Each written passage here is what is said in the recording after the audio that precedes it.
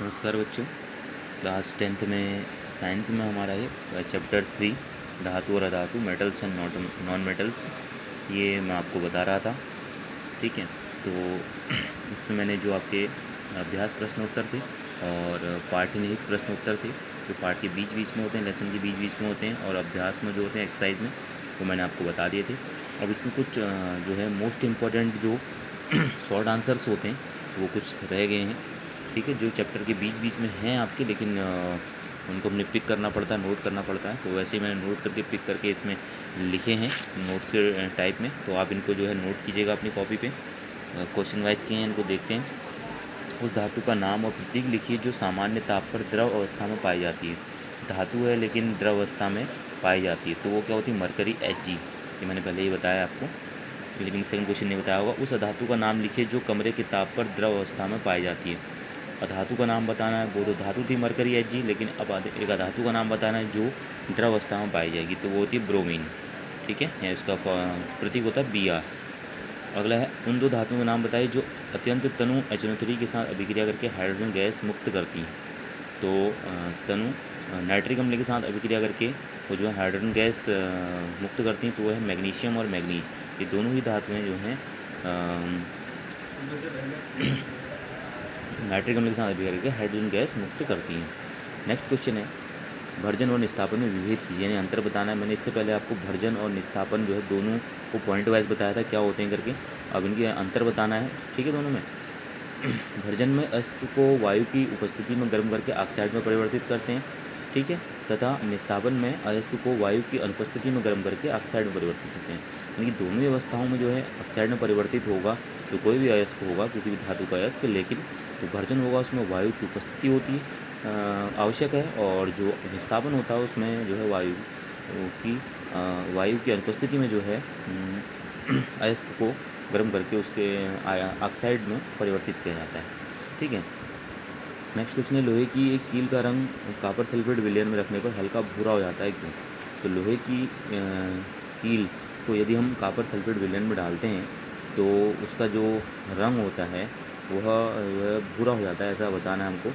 क्योंकि लोहा जो होता है, कॉपर सल्फेट मिलने से कॉपर को अलग करके फेरस सल्फेट यानी कि आयरन सल्फेट बनता है, जो हल्का हरा या भूरे रंग लिए होता है। जैसे कि यहाँ पर आप अभिक्रिया देख रहे हैं, आयरन यानी कि लोहे की कील को हम कॉपर सल्फेट जो नीले कलर का होता है विलयन सोल्यूशन, उसमें अगर हम डालते हैं तो क्या होगा?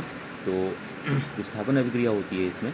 ठीक है, तो सल्फेट विलयन के साथ जो है आयरन मिक्स हो जाता है, तो आयरन सल्फेट यानी कि वो हल्के हरे रंग का या हल्के भूरे कलर का जो है उसका कलर आ जाता है, और कॉपर जो है इससे अलग हो जाता है, क्योंकि सकृत्य श्रेणी में जो है कॉपर जो होता है वह आयरन से नीचे है, इसलिए वह आसानी से वह इससे अलग हो जाता है। ठीक है, नेक्स्ट क्वेश्चन है, लोहे चूर्ण पर तनु HCl डालने से क्या होता है? यानी कि जो लोहे के चूर्ण हैं उसमें हम HCl यानी हाइड्रोक्लोरिक अम्ल अगर हम डालते हैं तो क्या उत्पन्न होता है? इसमें भी हमारा विस्थापन अभिक्रिया का ही हम जो है इसको उदाहरण के रूप में ले सकते हैं। जैसे Fe है तो उसके Cl के साथ ये मिक्स हो जाएगा, तो क्या बनेगा? FeCl2 बनेगा, क्योंकि इसको हम अभिक्रिया को संतुलित करने के लिए 2 यहाँ पे लगा देते हैं स्टार्टिंग पे इसके 2HCl, जिससे कि FeCl2 यानी कि फेरिक क्लोराइड हमारा बन सके करके। ठीक है, प्लस H2 यानी कि हाइड्रोजन गैस फिर मुक्त होती है इसमें भी। ठीक है, नेक्स्ट क्वेश्चन है, एक ऐसी धातु का नाम लिखिए जो वायु में संचारित नहीं होती है। तो वायु में संचारित एक ही का निकला है, तो हमने गोल्ड का लिख लिया। वैसे चांदी भी होती है, प्लेटिनम भी होता है जो वायु में संचारित नहीं होगा। ठीक है, नेक्स्ट क्वेश्चन है, अधातुएं ऑक्सीजन के साथ संयुक्त होकर कैसा ऑक्साइड बनाती हैं? कोई दो उदाहरण दीजिए। तो अधातुएं ऑक्सीजन के साथ संयुक्त होकर अम्लीय ऑक्साइड जैसे CO2 SO2 आदि, या उदासीन जैसे CON2O आदि ऑक्साइड बनाती हैं। तो जैसे कि अधातुएं जैसे कार्बन है, कार्बन ऑक्सीजन के साथ मिलेगी तो क्या बना? हमारा CO2 बना। या सल्फर है, जैसे वो भी अधातु है, उसको ऑक्सीजन उसके साथ मिलती है। ठीक है, तो तब भी जो है क्या बनता है? अम्लीय ऑक्साइड बनेगा, ये अम्लीय ऑक्साइड है। या उदासीन बनते हैं, जैसे कि CO यानी कि कार्बन मोनोऑक्साइड, N2O यानी कि नाइट्रोजन डाइऑक्साइड। ठीक है, तो ये जो है इस तरह के अम्लीय या उदासीन ऑक्साइड बनते हैं ऑक्सीजन से संयुक्त होकर जो अधातुएं होती हैं। ठीक है, उनके उदाहरण ही बताए मैंने आपको दो। ठीक है, नेक्स्ट क्वेश्चन है, क्या होता है जब रासायनिक समीकरण लिखनी है इसमें? वायु की उपस्थिति में मैग्नीशियम रिबन को जलाया जाता है। वायु की उपस्थिति यानी कि O2। तो Mg को यानी मैग्नीशियम को वायु की उपस्थिति में अगर ऑक्सीजन के साथ जलाया जाएगा तो क्या होगा, मैग्नीशियम ऑक्साइड जो है मैं वह परिवर्तित हो जाता है। तो समीकरण संतुलित करने के लिए हमने जो है 2 इधर लगा दिया है और O2 है इधर, तो इस तरह से यहाँ भी हम 2 लगा देंगे जिससे कि जो है ये समीकरण जो है संतुलित रहेगी करके, ठीक है। अगला है आयरन ऑक्साइड के साथ एल्यूमिनियम की अभिक्रिया होती है। आयरन ऑक्साइड यानी कि Fe2O3 के साथ एल्यूमिनियम की अभिक्रिया जब होगी तो क्या बनेगा हमारा, इसमें विस्थापन अभिक्रिया हम देख सकते हैं ये 2 इधर आ जाएगा Al2O3 तो Fe2, तो जो Fe होगा वो अलग हो जाता है, तो 2Fe के रूप में जो है अवक्षेप के रूप में नीचे बैठ जाता है, इसलिए नीचे निशान लगाया गया है, ठीक है। तो इस तरह से ये भी विस्थापन अभिक्रिया को उदाहरण के रूप में देख सकते हैं इसको हम। इसमें से एल्यूमिनियम ने जो है फेरिक ऑक्साइड से मतलब आयरन को अलग कर दिया है, ठीक है। फिर अगला है, इसमें भी समीकरण ही हमारा क्या होता है जब रासायनिक समीकरण देने हैं इसमें काफ़ी नीचे को रिएक्शंस हैं। जैसे पहला है, दानेदार जिंक के टुकड़ों को सोडियम हाइड्रोक्साइड विलयन के साथ गर्म किया जाता है, यानी कि जिंक को यानी Zn को सोडियम हाइड्रोक्साइड यानी कि NaOH के साथ हम गर्म करेंगे तब तो हमारा क्या बनेगा, सोडियम जिंकेट बनेगा। समीकरण को संतुलित करने के लिए हम इसमें 2 लगा देते हैं, क्योंकि जो सोडियम जिंकेट का फॉर्मूला होता है वो होता है Na2। तो 2 अगर हमने यहाँ पे लाना है तो उसके लिए हम क्या करते हैं, पहले ही जो है स्टार्टिंग पे इधर 2 लगा देते हैं, जिससे कि ये जो है सोडियम जिंकेट हमारा बन सके। तो Na2ZnO2 O इसके साथ दे रहे, हमारा क्या बचा, H के 2 अणु बचे, तो H2 गैस ये अलग हो गई उससे, ठीक है। नेक्स्ट क्वेश्चन है, कैल्शियम धातु जल से अभिक्रिया करती है, यानी कि Ca अगर हम जल से अभिक्रिया कराते हैं उसकी, यानी कि H2O से कराएंगे तो क्या बनेगा हमारा CaOH का होल ट्वाइस बनता है, यानी कि कैल्शियम हाइड्रोक्साइड बनेगा, क्योंकि हाइड्रोक्साइड में O के भी 2 अणु हैं और जो है हाइड्रोजन के भी 2 अणु हैं। तो 2 अणु अगर ये हैं तो हम लोग स्टार्टिंग पे इधर 2 लगा देंगे, जिससे क्या है हाइड्रोजन के तो 4 हो जाते हैं और ऑक्सीजन के कितने हैं, 2 अणु हैं। फिर 2 और 2 जो हैं OH में मिक्स हो गए, अब 2 बचे हैं तो वो हाइड्रोजन के रूप में, गैस के रूप में इधर अलग से निकल जाते हैं, ठीक है। फिर है एल्यूमिनियम की भाप के साथ अभिक्रिया, यानी कि Al की H2O के साथ। जब हम Al की H2O के साथ अभिक्रिया कराते हैं एल्यूमिनियम की तो हमारा Al2O3 बनता है, ठीक है। तो Al2 के लिए हम शुरू में 2 लगा देंगे इसके, ठीक है। O3 कह रहा है तो ऑक्सीजन के भी 3 परमाणु चाहिए, तो हम यहाँ तो लगा नहीं सकते हैं, फिर से स्टार्टिंग में लगाएंगे तो 3 यहाँ पर लगा लेंगे, ठीक है।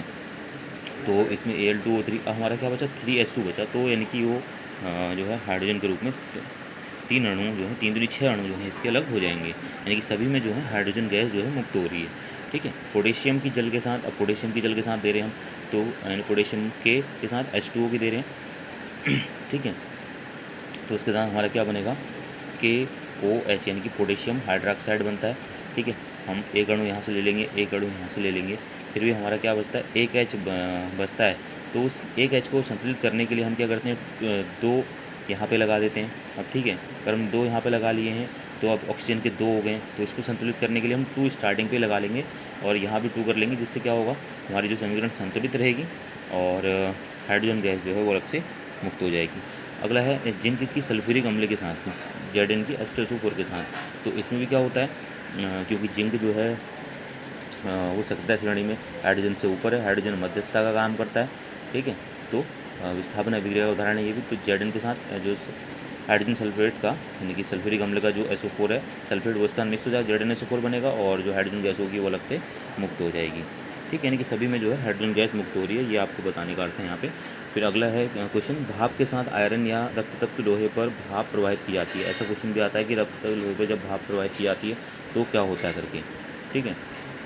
तो यानी कि लोहा Fe हो गया और के साथ भाप, यानी कि क्योंकि भाप है तो जल हो गया, तो H2O की अभिक्रिया, तो हमारा क्या बनता है, हमेशा फेरिक ऑक्साइड बनता है, जो जंग का भी सूत्र होता है। तो Fe3 होता है स्टार्टिंग में, तो 3 है तो हम लोग स्टार्टिंग पे क्या 3 लगा देते हैं, O4 होता है, Fe3O4। तो अगर हमने ऑक्सीजन के जो अणु भी हैं वो भी स्टार्टिंग में 4 कर देंगे, हमारे 4 दूनी 8 जो हैं हाइड्रोजन के अणु बचते हैं और 4 हमने यहाँ जो है Fe3O4 पे यूज़ कर लिए।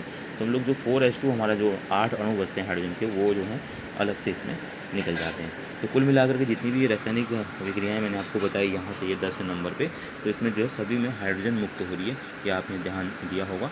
तो इस तरह से जो है आपका ये चैप्टर यहाँ पे कंप्लीट हो जाएगा। कुछ एक चीज़ बचेंगी तो मैं फिर बता दूँगा मैं आपको, ठीक है। तो ये आपने जो है अपनी कॉपी पे अच्छी तरह से नोट करने हैं और नोट करने के पश्चात इनको शाम को इनको जो है अभ्यास करना है करने का, जिससे कि आपको ये जो रिएक्शंस हैं ये सारी याद रह सकें करके, ठीक है।